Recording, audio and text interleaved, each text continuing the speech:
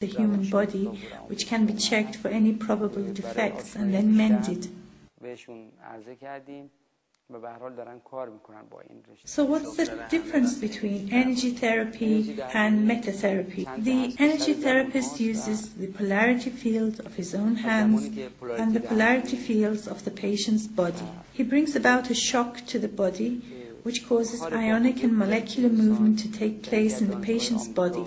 If the patient's disease has been caused by a defect in the polarity of the body, then it will be overcome, otherwise not. از اونجا بعد انرژی درمانی که یا همون پولاریتی درمانی پاس دادن با دست روی حوزه پولاریتی انسان رایج شد.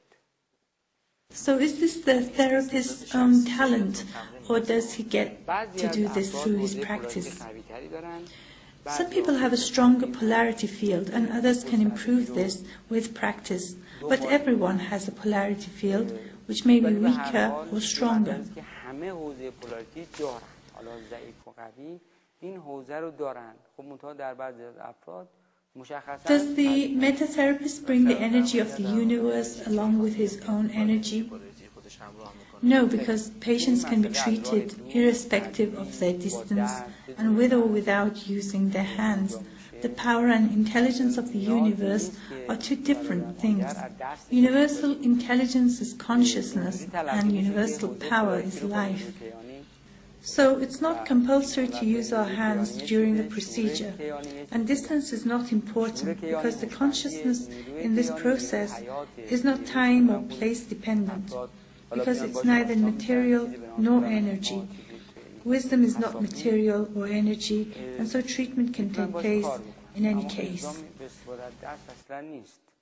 و راه دور و نزدیک هم توی این درمان مهم نیست و بعد مسافت و اینها هم مطرح نیست. چرا؟ چون هوشمندی که حاکم بر این جریان هست برای اون بعد زمان و مکان مفهوم نداره، چون نه ماده است و نه انرژی.